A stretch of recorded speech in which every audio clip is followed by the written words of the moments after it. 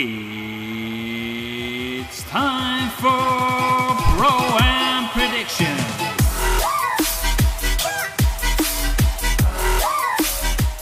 Hello and welcome back to ProAm Predictions. I am Paul O Dea on the amateur side, and this week again I am joined by Ryan the Hulk Spillane on the professional side. How are you doing, Ryan? Pleasure to be here. Doing great. Very good. Only a few weeks out, 4 weeks on 4 weeks after this weekend. I think it's so I think we're 5 now, so next weekend it's 4. Yeah.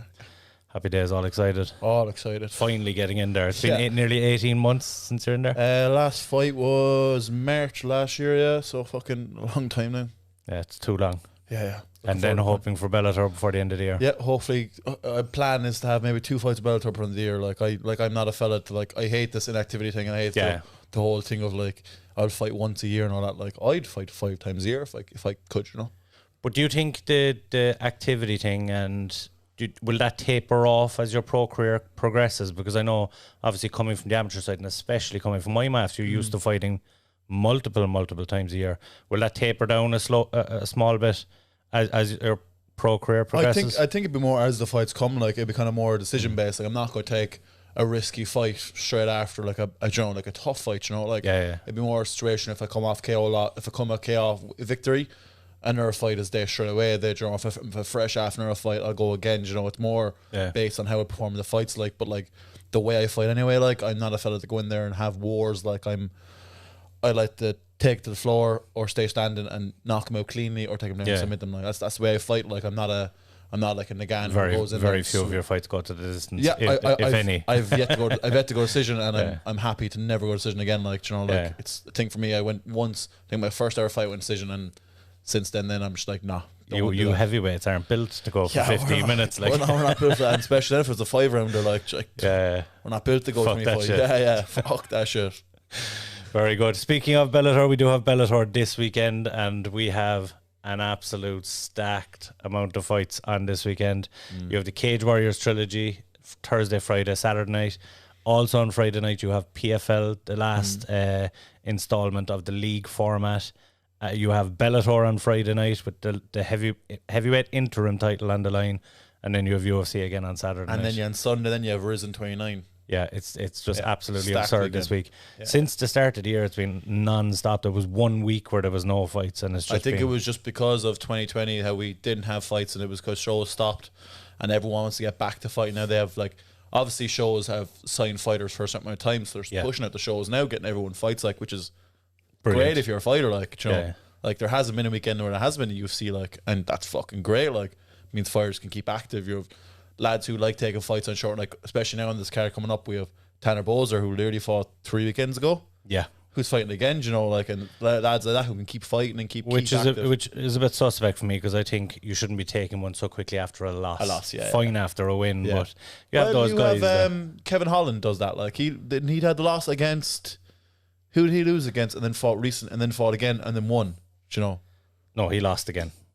I've made my opinions very clear on what Kevin Holland has done this year. He's an idiot. He went from fighter of the year in many people's eyes last year to 0-3 this year in a short space of time. Yeah, it's fucking bananas. Look, he could be the first. He could be the quickest guy in history to get cut from the UFC after being fighter of the year the previous year. But look, he's entertaining to watch, and everyone loves watching him. And he makes a great highlight reel for the UFC of him just talking shit. So look. No, look, I'll give him that, but it's hard to see a guy go from the highest of the heights and so much potential to, all right, just slow the fuck down real quick. But who's in his ear? There has to be someone. That's a manager or a coach telling him you need to stop, pull it back, Joe.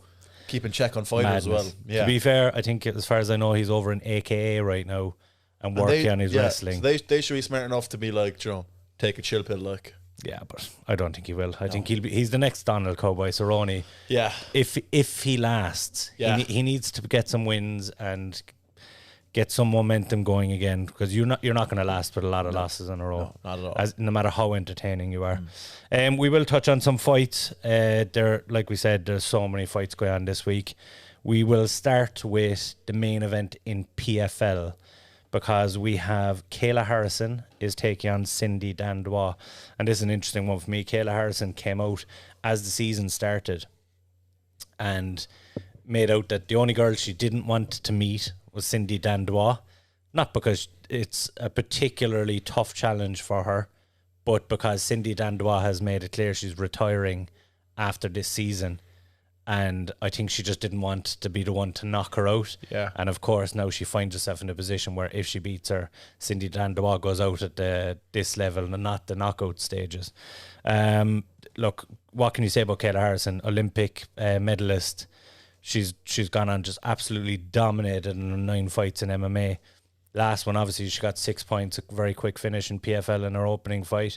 Before that, with the time off in 2020 because there was no league in PFL, she went to Invicta, picked up a victory at 145 pound. To me, she's the only real contender for an Amanda Nunes or a Cyborg at 145 pounds, even though she's competing at 155 right now. But if you look at 155, second is arguably Cindy Dandois. She's phenomenal. But look, it's such a tough fight, and she is coming off that loss to Caitlin Young. I don't know if her heart is fully in it. She says she's retiring. You could argue maybe her heart isn't fully in it. Yeah, it's I think if a fighter's talking about retiring, they're kind of already.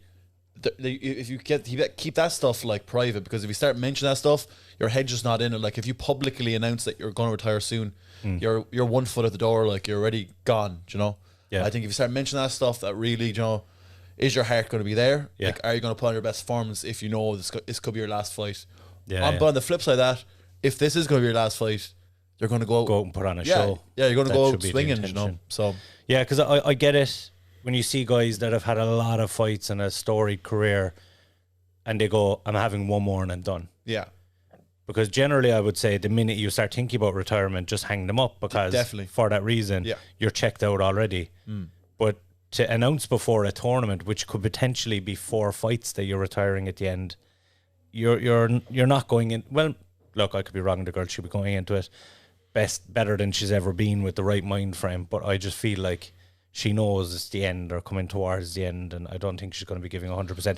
Her performance against Caitlin Young would suggest that she wasn't 100% ready for that fight, and Kayla Harrison is not the girl you want to be going in with. But then you can't sleep on her as well. Like she's an experienced girl, 16-6 as a pro, like, and then she's fought on Invicta. She's a win against Megan Anderson in Invicta. She's fought in Cage Wars. She's a win against Kerry Hughes in there. She's fought on like all the shows. She fought in Bellator. She had lost against Olga Rubin, but that's another experienced fighter you're losing against. Like. If she's fought the who's who of women's MMA. Yeah, like looking, like literally, I have a Tapology here, and you're scrolling through. You just like you're seeing names. You're like, fuck, those are fights. Like, yeah. And not then you can't sleep on something like that. Like, and obviously looking at Kayla Harrison, she's obviously gonna take the fight to the floor. But then you look at her last, like Cindy's last 6 or 8 fights, they're all submission victories. Yeah. So you're like, she's a bit of a danger on the floor. So the fight goes to the floor immediately. She get caught. An armbar could be thrown up, a triangle could be thrown up. That could be thrown up. Realistically, I don't see that. Yeah, I'd love to see the two of them start standing and kind of keep it standing and not. Let's see Kayla Harrison's other side of stuff. Kayla Harrison isn't noted for her standing up. I know, but like I'd like to see that, especially if Kayla Harrison wants to progress as a fighter. Yeah, you have to see other styles of the game as well. Like, well, put it this way: the next big test, I think that's being assumed for Kayla Harrison, is Clarissa Shields, who made her debut quite recently. Yeah. Picked up a victory. Now she was awful in the first 2 rounds and just got controlled, but showed a lot of grit and toughness to stay in there when she was out of her depth. I don't think she'd be able to be controlled by Kayla Harrison. Kayla Harrison would put her out or absolutely submit her or TKO her.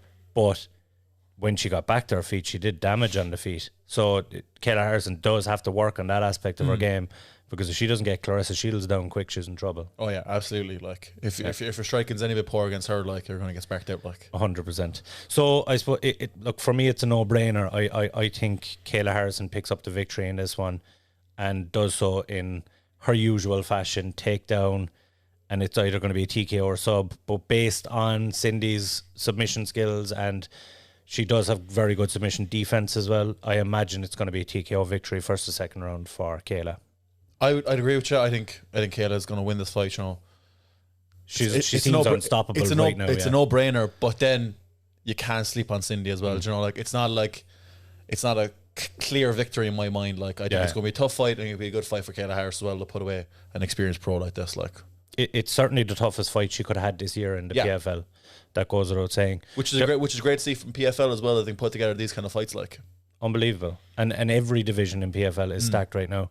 And speaking of the PFL card, you have Anthony Pettis, who has to get a first round finish realistically if he's going to go through to the next round. He's taking on Raush Manfio, who already has a win. You've Lance Palmer, who's taking on Movid Kobulayev at 145 pounds. He also, as a former champion, needs to get a first round finish.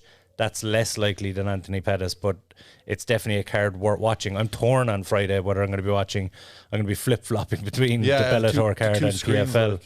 But I'll figure it out. There's no worries there. But we will move on to the Bellator scene as we're speaking of it. And there is a particular interest in this one, Mr. Hulk Spillane. Tiny bit of interest. I'll pay attention to this. You obviously have the first ever heavyweight interim belt on the line between Tim Johnson and Valentin Moldavsky. Really good fight. Like, people are going to this fight and sleeping on Tim Johnson, but like, I am a little bit. You can't sleep on Tim Johnson. Like, he doesn't, like, he just looks like a kind of a fat guy that goes in there and fights like. But for that reason, I'm one of his biggest fans. He is the gut of MMA. Yeah, but puts on absolute performances. You know, like has a win against Tyrell Fortune, like who in my eyes is an up and coming star. Like, one of the future. Yeah, and has a win against him. You know, but also you look at this and you look at Molosky has 2 victories or 3 against all of Tim Johnson's teammates. Who's his teammates? So I have no. So his last 3 victories. So you have Roy Nelson he's won against. Yeah. And you have Linton Vassell. No, Carl Summer Albrechtsen. No, Carl Summer Laughin. It was a winning decision. Okay. So they're both teammates of Tim Johnson. They're both Randy Couture. So Extreme Couture, whatever Jim's called. So you have in Tim's eyes, he's going out and fighting for the gym. Yeah. He's putting on a fight for his teammates. That's always an extra motivation. Yeah, which I think is a great fight. Obviously, look at the styles. Like, Valentin is going to look to get close. Big, like, he has power. Like, Bellator shared a clip the other day, like, of him throwing overhand, like, and he hits the traditional overhand where he hits with knuckles, not like a backhand. And that shit hurts, like, especially with small Bellator gloves, like, that shit hurts, like. And then he looks to grind you, take you down, and just put you in uncomfortable place. Like, he's a combat sambo world champion, you know, extreme guy. Like, out of the Team Fader guys, he's only one of the guys who's only like a raw wrestler. Yeah. If you think of Team Fader, they're all strikers. You have they're overhand rights and kind of. They'll try and stifle you as opposed to like legit wrestling credentials. Yeah, like a Nemkov is an actual Russian. Yeah, Joe, he's like one of those like wrestle your Russians. But Tim Johnson has some really crisp striking, like, and obviously he has a great pedigree of jiu-jitsu and wrestling. Like, if you look at his sparring partners, like, he has Nagani who was a sparring partner, Roy Nelson, black belt jiu-jitsu. Also has Frank Mir there, you know, like some great guys, like, so. Can't really put down Tim Johnson. I think this is a really close fight, but I see Molosky winning. Yeah, and I see him winning in round 2 or 3. I see him putting him under pressure and finishing him with maybe elbows or strikes on the floor. See, my thing here is I'm looking at their most recent. People always say you're only as good as your last performance. I would normally say you're as good as your last kind of run of performances. Because like if we look at Timothy Johnson's record, you go back to UFC. And he had some fantastic moments, but he also looked awful at stages in his 7-fight run there. He came over and started badly, and I thought it was going to be another case of one of the UFC coming over and not really committing fully to it. But since then, he's gone on that 3-fight win streak. As you said, KO win over Tyrell Fortune. That's a huge victory. Huge victory. That started it off. You had the KO victory over Matt Mitrione, who, look, he's still hanging about there. Yeah, no, Matt's still a tough Meathead fight. is about the most accurate description of him. But still a tough fight there, Joe. He's not a fella to go like, I have an easy fight, you know, he's an old veteran or whatever. Like, that's a fucking tough fight. Like, he was just announced, he's fighting, I think it's Tyrell Fortune. Oh, I think they're announced for July, or when's the LA card? July 31st. Yeah, so they're announced for that card as well. There's 3 heavyweight cards in that fight. Yeah, I'll be having my house on Fortune on that one. But he had the victory over Congo. And I look at Moldavsky's last 3. Now, on paper, it looks very good. Roy Nelson and Linton Vassell are there. You have Javiela in the middle. Now, I've never rated Javiela. I don't think...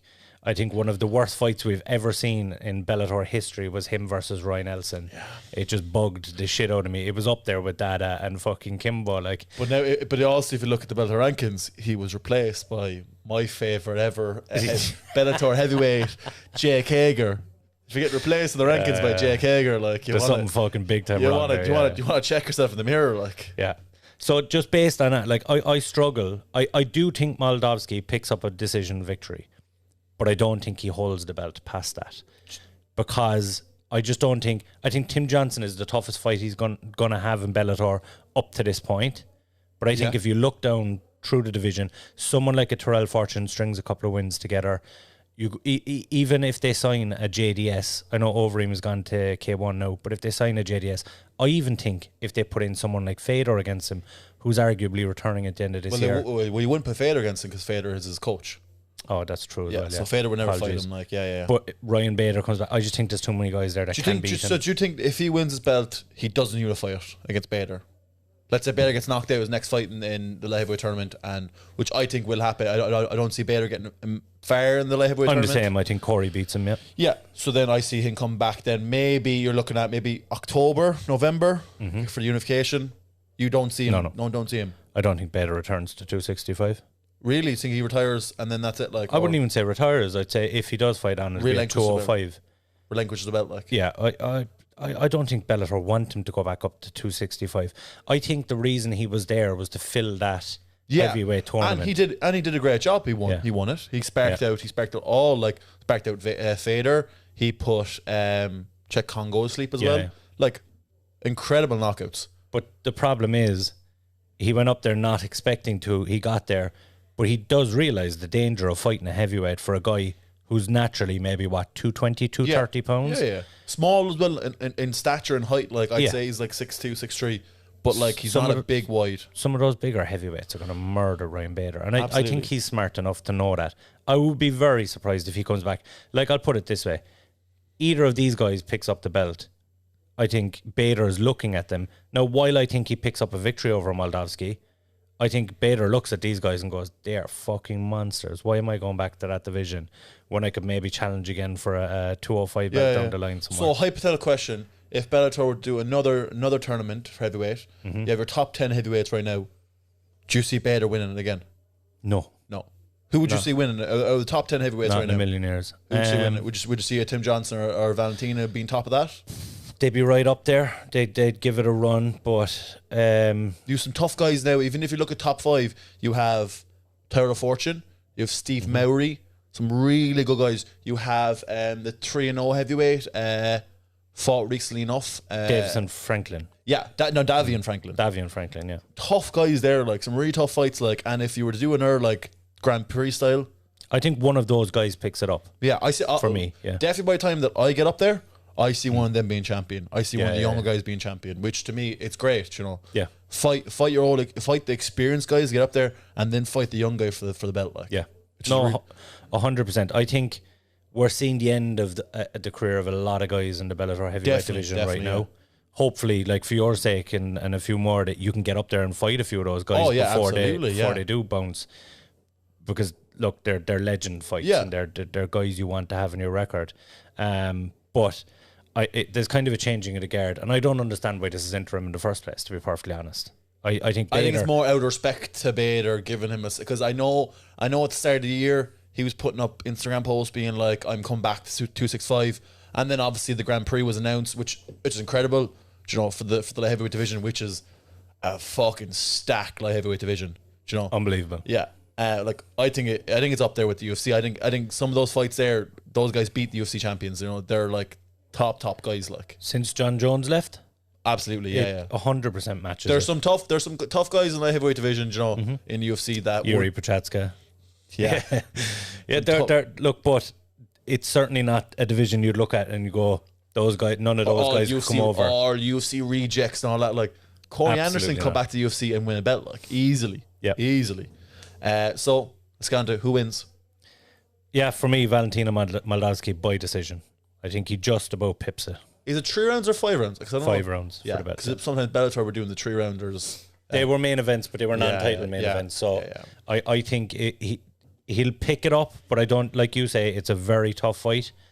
I think it's not the most entertaining fight because Moldavski's style is to make it not entertaining. Yeah. But it will have that on the edge of your seat factor anyway, because I think Tim Johnson will make it exciting by just throwing wild shots. You know, like Valentin is not gonna put him out, I don't think. Yeah. I think if he does put him out, it'll be more of a condition side of thing. It'll be more like he's tired and he hits him and he falls over kind of stuff. You know, when ground and pound later on. Yeah, when heavyweights get tired and they start just you can see the fatigue kicking in. I don't see him putting him out with a big overhand.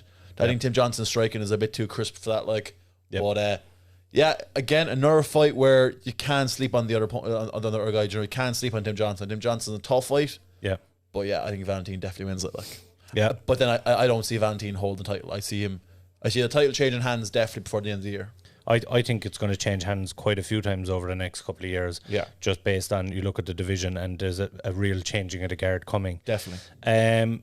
This co-main you only told me just before we came on air. I was prepared to give a full spiel on this, but unfortunately Kana Watanabe, who's a contender in the flyweight division, tested positive for COVID. It was her. Off. So her first cornerman tested positive. They left them back wherever she flew from. It was Japan or Japan. She's from, yeah. So she flew from Japan. Obviously, one of the corner team tested positive.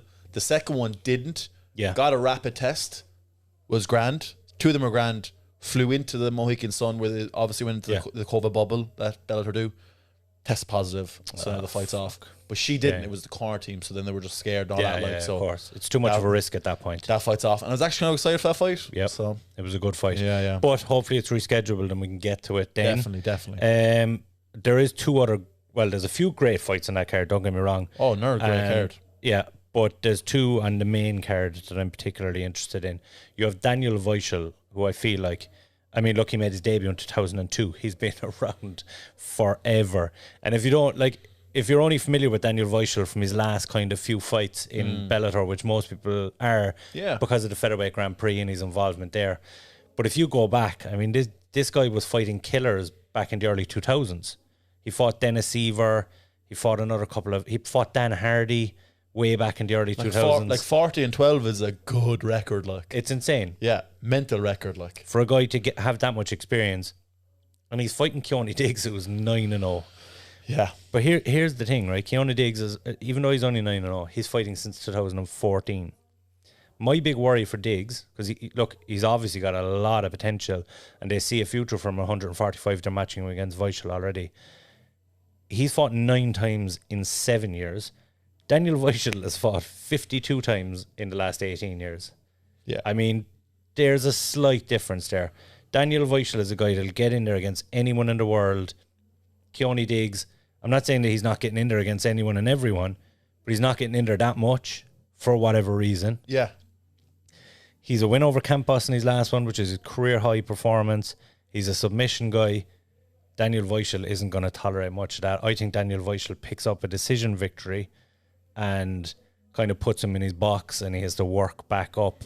But I just think it's too soon for Keone, if I'm being honest. He's not a young guy by any means, but I think it's too soon to be going against a guy with that much experience. There's very few guys in the fight game have as much experience as Daniel Weichel. No, not at all. Especially at those lighter weights. From a matchmaking point of view, it's a weird one, but then you look at it and it's like, it's not weird. Yeah. They obviously see Keone as a contender. Yeah. Someone that they can work on. So they're giving him this guy, being like, you put this guy away now, you're right there. You're exploding up. What ranking is Daniel? I'd say Daniel is top 6, 5? I think. Yeah, 5 or 6, yeah. Like, this now explodes him onto the rankings, puts him up there in title contention, puts him like 2 or 3 fights away from title contention, which for Bellator is another, not young star, but 9-0 is a young fighter. I don't know his age. He's probably fucking... I think he's 31 or 2. Yeah, which is young enough in the fight game.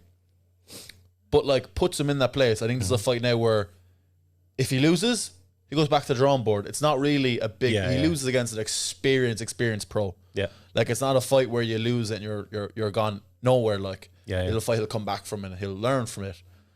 But then if he wins it, then it just proves to Bellator that he's ready for the next stage, it's another fight. We were talking about this last week at the UFC with Casey O'Neill. We were like both of us looked at that fight, we were like, she can't progress to the next level, and then she put on an absolute performance. Clinic. and then we were like, oh, she's ready for the next level. This could be a fight where Diggs comes out and puts away Daniel, and then you're like, oh, Daniel's on his way down from the career. Yeah. And now this is a new dog coming up, like, you know. Yeah. Again, I don't see it happening. I see Daniel winning as well by decision, but it could obviously go the other way. Very easily. And the thing here is, you mentioned it there, and I think that's what's key here. Daniel Weichel on the way down. I think that's what Bellator are seeing, because obviously he has the loss to Weichel, and he's lost twice to Pitbull as the champion. So he's a guy Lost to that's Chandler as well. almost got there and kind of never really got to the, well, he's never held the strap and never really beaten the top number 1 or number 2 guy. He has had 2 cracks at the belt, but and there seems to be this theory now that he's on the decline, even though, I mean, he has a victory over, who did he win against in the first round of the Grand Prix? Saul Rogers. Yeah. And Saul Rogers, I mean, we know what Saul Rogers can do. that's not like, Saul is not an easy fight, like, you know, like, if you're putting Saul away, like, you're very experienced, but even then, like, a loss recently to Sanchez and Goiti Yamauchi. Yeah. But then you look at then, like, he has a win of 4 fights then before that, after his last fight to Pitbull, like, you know, so this could be if obviously he's saying he's going down, in his head, this could be his last chance at the title. Last run before he retires. He could get the title and then retire. Do you know? And you look at that division, 145 for Bellator right now. Oh, huge! But not only that, there's loads of killers. AJ McKee is a kid, and look at his record. Yeah. And now you have JJ Wilson, who's burst onto the scene. Ooh. He's been my pick for last year. Last year, unfortunately, the way everything went down, he didn't really get the right opportunities, even though he went 3-0.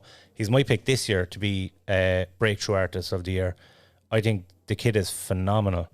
So, I mean, you have 2 guys there that are going to be around for the next 10 years. So this probably is Daniel Weichel's. We can not talk about Brian Moore as well. Like, yeah, well, if he moves back up to 45, I know he's bounced between the 2 divisions, but he gave AJ McKee his toughest fight at 145 pounds. Like, there's guys there, you just would say their name and you're like, fuck. Yeah. That's a tough fight, you know, like, you just say the name, you not even look at records, you're like, you just know the name, the tough, like. Yeah. Do you know, like, and like, that's another division which could stack up to UFC as well, like, you know, like. 100%. I've been saying it for a while now. Pitbull or AJ, either of them went over to the UFC, or Emmanuel Sanchez for that matter. Any of them go over to the UFC, they're gunning for that belt. They're not there to take part. They're gunning absolutely. for that belt. The last fight on the main card, or the opening fight of the main card, I don't know how it's going to work now because they'll bump a different one up, but you have Miles Jury taking on Sydney Outlaw, which is another one again where you have this seasoned vet, a guy that's been UFC, done it all, seen it all, against another kind of, he's 15-4, he's had a lot of fights, but he's still somewhat of an up-and-coming contender. Sydney Outlaw is kind of overlooked a little bit because of his record, 15-4, his 4 losses relatively early in his career, but he opened his career 5-3. He's gone 10-1 since then, and he looks better and better every time out. His only loss recently is to Michael Chandler, which again, you can't fault that. Like, I mean, that's the top of the top. The guy fought for the UFC title recently. Impressive win over Piccolotti in his last one. This is a guy who fought on Dana White Contender Series, picked up a victory, and was one of the few that won and didn't get signed. Yeah, I think UFC missed a trick here. I think he's a real problem at 155, especially with the division as it stands now. It's not one of Bellator's strongest divisions since Chandler and different people have left the division. And Jury is another guy who's a contender for that title, the way the division is lying right now. Very tough fight, but I think Youth wins this one. I think Sydney Outlaw picks up a decision victory against Miles Jury. I know you're a fan of Jury. I say it's our first one we go against her, but I'm going to go Jury in this one. Yeah, I think he's just too experienced, but obviously we talk about experience here, but their records are very similar. It's just the level they fought at, you know. Yeah, Jury was obviously in the UFC for a bit longer, had those fights there, you know. Obviously had his 3 losses against Mendez, Philly, and then obviously went straight to Bellator and lost against Henderson, but then has a win against Brandon Gertz and then Georgie. I know we were talking about this, but you don't rate Georgie as well. He's so hit and miss. I rate him highly. Yeah. I think those Georgian fighters are fucking tough. Yeah. But I did say that. Yeah. He's an impossibly tough victory. Yeah. But he's so hit and miss that you don't know what for fighter. the top guys, he's not a tough fight. Yeah. I think Jury. I think experience wins this fight. I see Jury win by decision. It's going to be a good fight, though. Yeah, great fight. Both guys are going to bring it. And Jury, by the way, Miles Jury, this isn't talked about enough. I don't think that guy, he has 24 fights? I don't think he's ever been in a boring fight. No. There's blood, not. Yeah, there's chaos, yeah. there's violence. Guy brings it every single time. Yeah, no, it's a good card. You also have Soren back. Yeah, is making his just looking there, and American debut. Christian Edwards on the card as well, like another card that you can't be sleeping on for Bellator. Like they're putting, like the matchmakers are putting together some absolute great scraps. Like there's a guy as well on the undercard called Isaiah Hockett. Yeah, I see him. He's making his debut. Oh, 0-0, yeah. Olympic wrestler, as far as I know, or Olympic trials at the very least. There's a lot of hype around this guy. Now I know the guy is fighting 2-2. I don't know much about Corey Samuels, but there's a lot of hype around Isaiah. So he's one to keep an eye on in the early fights. Jalen Bates as well. There's also a guy there who I like just by name. His name is John DeJesus. John DeJesus. Yeah. Lost to Aaron Pico. Yeah, and that was a good fight as well. He had Aaron troubled early on, but Aaron I just like him based on name, to be honest. Just name. It's a good name. Yeah. We are going to move on to the UFC card. We're just going to touch on a couple of the fights on that as well. The big boys are out for the main and co-main event. This is the weekend for you. And MMA. You have PFL had the heavyweights out. Bellator, we have a new interim champion, and then UFC. Then you have two. I would consider this is like the next number one. The main event is the next guy who's fighting. Obviously, when Gane gets his first fight as champion, which will be either if John Jones pulls his fucking... Fuck John Jones. He's not even ranked. Fuck John Jones. We'll talk about Derek Lewis and Cyril Gane. Yeah. That's it. Gane's getting Lewis next. Yeah. And then he's getting the winner of Gane versus Volkov. Yeah. You know, that's the way it's going to work. Hopefully, anyway. The two guys that are right there. Yeah. That deserve it most. Oh, absolutely. Yeah. Absolutely. For sure. No, look, I'm pumped for this fight. It's a good one. Cyril Gane got a lot of shit after his fight against Jairzinho Rosenstruck for the way he fought, and he fought safe a little bit. But it was a measured, composed performance for someone who was only 7-0 going into that fight in MMA. I thought it was a stroke of genius. Now, they're talking about Volkov like he's that guy. Yes, he has 41 fights. He's been, we were talking about Weishel, he's been around for a very long time. And he came through that tough European circuit early doors as well. He has everything in the locker, and I mean literally everything. Could be a heavyweight champion, but I just think there's a couple of killers around him right now that outgun him, and I think Gane is one of them. I think Gane picks up a KO victory here based on the shit he got for the Jairzinho Rosenstruck fight. I think it's a similar style performance early, that he tries to outpoint, and it's a little bit of a point kickboxing match early, but I think he puts it on him in the second and third round and gets him out of there. I'm a huge fan of Volkov, but I think Gane is, we kind of talked about it earlier, whether he could be a future champion or not. I think at some point Cyril Gane is a UFC champion. Yeah, I agree with you. I think Gane went to the fight against Rosenstruck. I think respecting Rosenstruck's kickboxing background and respecting that he has that style, and didn't want to get into a kickboxing fight with him because he knew at heavyweight it's all one shot. Like, so I think he did that measured style because of that. Yeah. And I think he doesn't do that against Volkov because obviously Volkov is a great striker, but doesn't have that real technical striking, you know. Yep. That kickboxing, Dutch style kickboxing, that kind of fighting style, you know. Yep. Like, so I think he goes in there and I think he throws combos after combos and catches him with one of those maybe. And Volkov doesn't have the power that Rosenstruck has either. No, not at all. But then if the fight goes to the floor, obviously can't shit on Gane's fucking ground game. But I think Volkov wins that on the floor.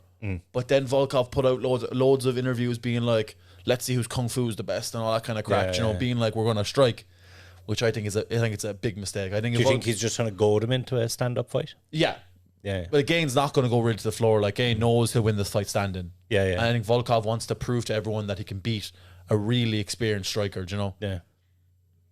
In my opinion, terrible game plan. My question here, though, is even if Volkov gets this to the mat, which is a real possibility after the first round or so, that he's maybe getting outpointed and he realises that and decides to take it to the mat. While I can see him having some success there and some control there, I can't see him finishing Gane on the mat either. No. Just because I think Gane's submission skills are kind of overlooked a little bit. I think he has enough to stay in the fight down there and get back to his feet and work again from his feet later on. But I think route to victory for him is obviously bringing the fight to the floor. For Volkov, he doesn't finish him. Maybe he tires him out where then he can start striking more, you know. Like he had that beautiful toe puck against Walt Harris. Yeah. Like that was beautiful. Vicious. Right into solar plexus, finished him. You know, he has beautiful striking. He needs to get Gane tired and weak first. So maybe bring him to the floor, making him stand back up, putting him back down again. You know, tiring him out. Maybe that's how he wins the fight. Yeah, but it's very hard, especially against someone who's gunning for your head. Like a Gane's going to be looking for that knockout. Like and like chopping the legs as well. Like the kicks be flying up. You know, tough fight. I see Gane personally. I see a KO in second, third round. We're on the same wavelength on that one. In the co-main event, we have a bit of weird one. Yeah, really weird one. Here's what I don't understand. Right, so I don't know how this fight came together. I've kind of it's changed and chopped and changed. Yeah. I know Tanner Bosa's taking it on late notice, but my understanding of this was it was Oven Semprou stepped in against someone on short notice himself. No, so he was meant to fight Maxine Gershon. OSP was, and then Gershon withdrew. So that's on the top. That's on the top. As far as I know, OSP stepped in on short notice to fight Grishin, and then Grishin bailed, and Boser stepped in on short notice. So it was a completely different matchup. Yeah, and two short notice guys are going fighting each other, and I don't think either of them should be taking this fight. Not at all. And the first fight was meant to be light heavyweight. Yeah, this is that heavyweight. Like, so it means that obviously OSP was starting to come down in the weight and starting to lose it. And now he just has to stop, which is fucking up his body if he just has to go from low on calories and then now he's on back to maintenance or obviously more calories. Trying to put some on, which is even worse because it's going to fuck up his system altogether. And then you have it'll slow him down. And then you have Tanner Boser who's coming off a loss 3 weeks ago. Like, very weird matchmaking. I feel like they could have just scrapped this fight completely and just left it and just had it as obviously the UFC is just banking on Gane and Volkov to be the kind of puller for this. Which obviously probably will be like. Put some fans heavyweight. Everyone loves watching a heavyweight fight. Looking on the card, you know, obviously a Feely fighting, Nicholas Dalby is fighting. There are a few names spread throughout the card. Jai Herbert is fighting. You know, some really good fights in there. But like, obviously, they're banking on the main event being like the puller. Yeah, you could have scrapped the co-main event, and I don't think much would have happened with this card. You know, like, I think this is a fight now that's going to be, I think, embarrassing to watch. I think it's going to be a weird one.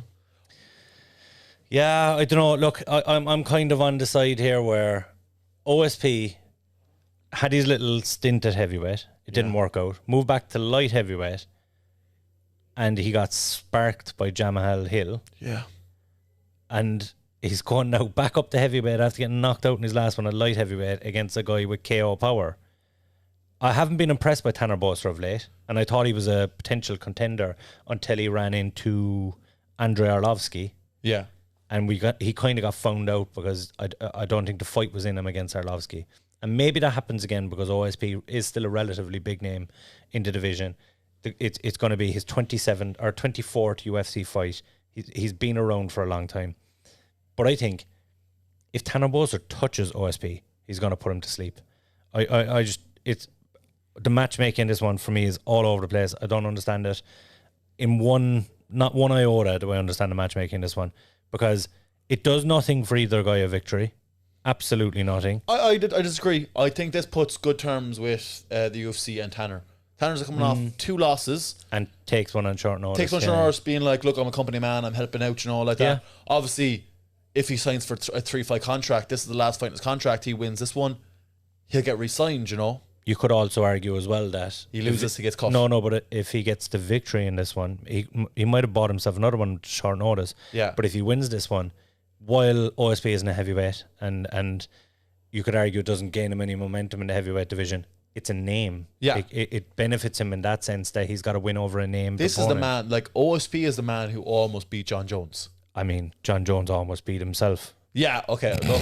But like, if we're thinking about this, like OSP was the man who came back, fought John Jones, and like looked incredible. 100%. Obviously, John Jones had, you know, fucking ring rust and fucking cocaine up his arse and crack and like he that. Was just coming down off his fucking last run of steroids and and he crashed into a pregnant lady. But we won't talk about that. But we're talking about a man now who almost beat John Jones. You know, like the GOAT. Like obviously before that, like now he's not a GOAT because he's a retard who fucking.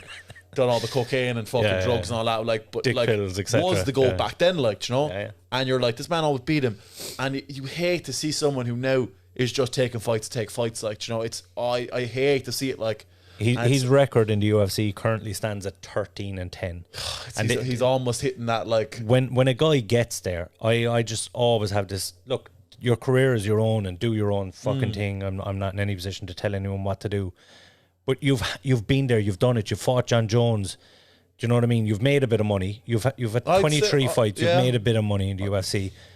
Don't leave on a losing record in the UFC. I always think just bounce. You've had 40 MMA fights. You're not winning the belt. It's not happening at heavyweight or light heavyweight, whichever one takes your flavor that week. I hope Tanner Boser gets the victory because at least there's some potential for him to move on.